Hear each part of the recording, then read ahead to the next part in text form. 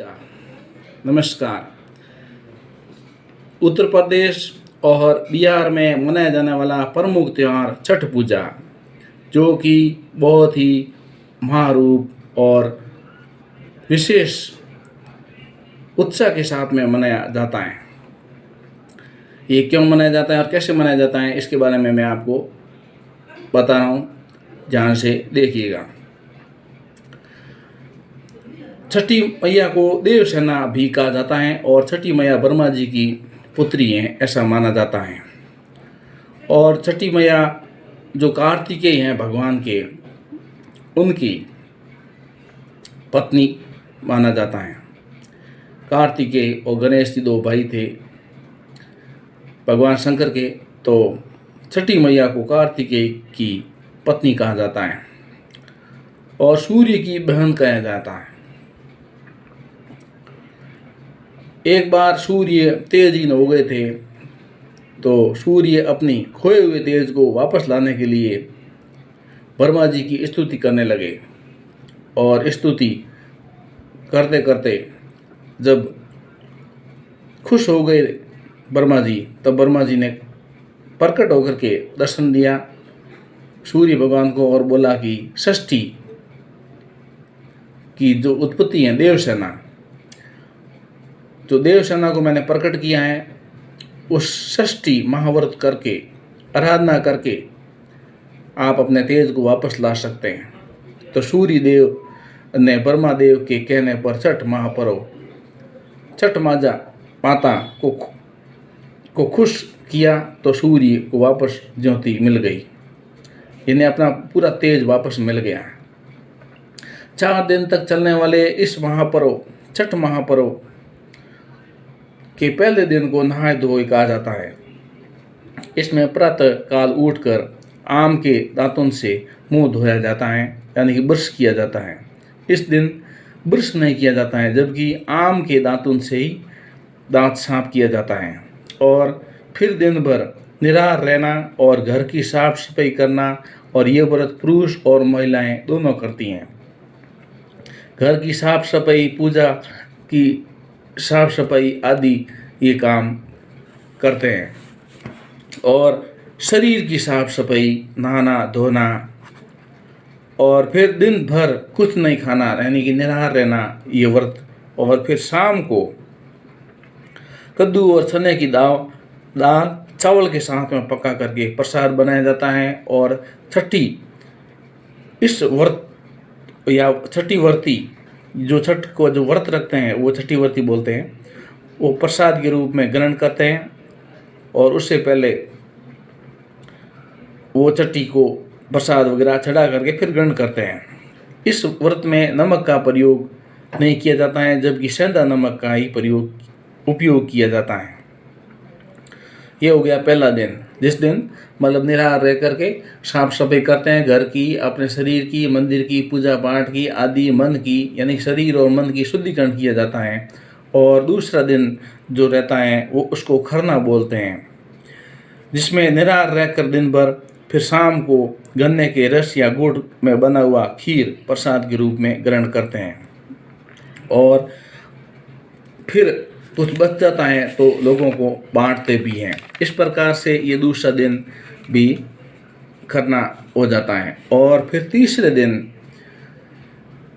सूर्य को अर्घ्य देने का दिन आता है, जिसमें आम की लकड़ी से सुबह में नया चूल्हा बनाते हैं और नए चूल्हे में आम की लकड़ी जलाते हैं, जिसको ठेकुआ का व्यंजन बनाते हैं। ठेकुआ एक तरह का भोजन है, उसको बनाते हैं। और साथ में अन्य तरह के भी चना वगैरह, पकौड़ी वगैरह, वो व्यंजन भी बनाते हैं। और फिर शाम को जो सही मुहूर्त होता है, षष्ठी का मुहूर्त, वहाँ पर जाकर के डूबते सूर्य को, कमर तक जो पानी रहता है उसमें, छठी घाट पर जाकर के सूर्य को शाम का मुहूर्त के हिसाब से अर्घ्य देते हैं। इस दिन को श्रद्धापूर्वक संध्या के समय अर्घ्य देते हैं और बिना अन्न ग्रहण किए निराहार रहते हुए सो जाते हैं। और फिर इसका चौथा दिन होता है सूर्योदय। और सूर्योदय में छठी मैया और सूर्य भगवान को कच्चे गाय के दूध में गंगा जल मिला करके छठी मैया को अर्घ्य देते हैं और सूर्य को अर्घ्य देते हैं। अपनी मनोकामना के लिए छठी मैया और सूर्य से प्रार्थना करते हैं और गाय के कच्चे दूध का पारण करके यानी कि ग्रहण करके व्रत को खोलते हैं। षष्ठी का व्रत क्यों किया जाता है? तो इसमें औरतें और आदमी दोनों करते हैं। ऐसी मान्यता है कि मर्यादा पुरुषोत्तम भगवान श्री राम और माता सीता ने एक साथ में शरीर का शुद्धिकरण किया था।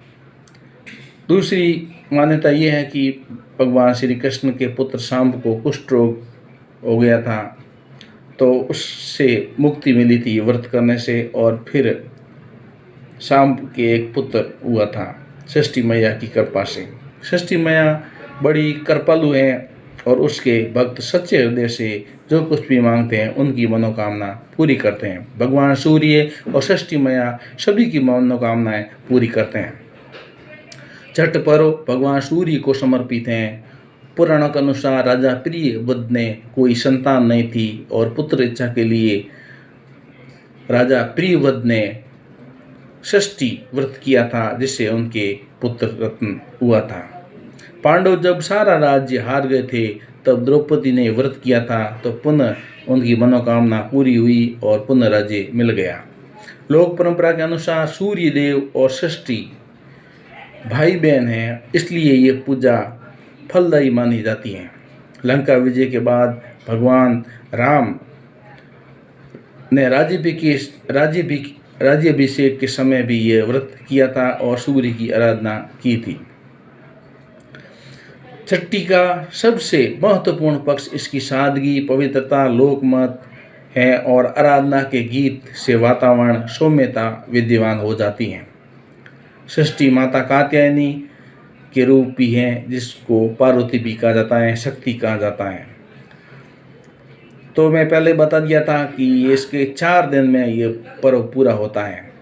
तो षष्ठी मुख्य है, लेकिन ये चतुर्थी को ही त्यौहार शुरू हो जाता है, जिसको पहला दिन नहाए धोए शरीर की शुद्धि होता है। दूसरे दिन पंचमी को खरनावर्ती उपवास और रसिया मतलब खीर वगैरह खाते हैं रस भरी, और फिर छठी आता है। छठी को पूजा करते हैं, कमर तक जल में दे करके अर्घ्य दे करके सूर्य को शाम को, और फिर जो सप्तमी को उगते सूर्य को अर्घ्य दे करके व्रत की पूर्णाहुति होते हैं। ये मैं बता दिया। दूसरी अब जो षष्ठी है, कुछ लोग सूर्य की बहन बोलते हैं, लेकिन वास्तविकता अलग अलग मान्यता है, जिसमें अनुसार माता कुष्मांडा ने ही षष्ठी की रचना की थी और ललिता ने ही भस्मासुर का वध किया था, जो कि षष्ठी मैया का ही अंश है, ऐसा माना जाता है। 5 ईख से पूजा की जाती है षष्ठी की, जिसको पंचतत्व बोलते हैं, और ये ईख से 5 ईख से पूजा किया जाता है, जिसको पंचतत्व बोलते हैं। पंचतत्व में 5 तत्व आ जाते हैं: भूमि, वायु, अग्नि, जल और आकाश। तो ये 5 तत्व से पूजा की जाती है। डूबते सूर्य को अर्घ्य देने से यश, धन, वैभव और आंखों की रोशनी बढ़ती है। भगवान राम भी अर्घ्य देते थे और आत्म बल बुद्धि बढ़ती है। उगते हुए सूर्य को दर्शन करना तथा अर्घ्य देना ही छठ पूजा का समापन होता है।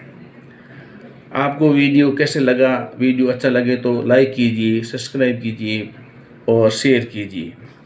आज षष्ठी छठ पूजा के लिए ये विशेष, जो कि छठ पूजा बिहार और उत्तर प्रदेश, उत्तर भारत में मनाया जाने वाला प्रमुख पर्व है। सूर्य को अर्घ्य देकर के षष्ठी मैया की पूजा और सूर्य की पूजा, इसका वास्तविक रूप ही आपको जीवन में आगे बढ़ाएं, ऐसी कामना करता हूँ। आपको छठ पर्व की बहुत बहुत शुभकामनाएं। एक बार फिर बोलता हूँ, लाइक कीजिए, सब्सक्राइब कीजिए, शेयर कीजिए। आज के लिए बस इतना ही। बहुत बहुत धन्यवाद।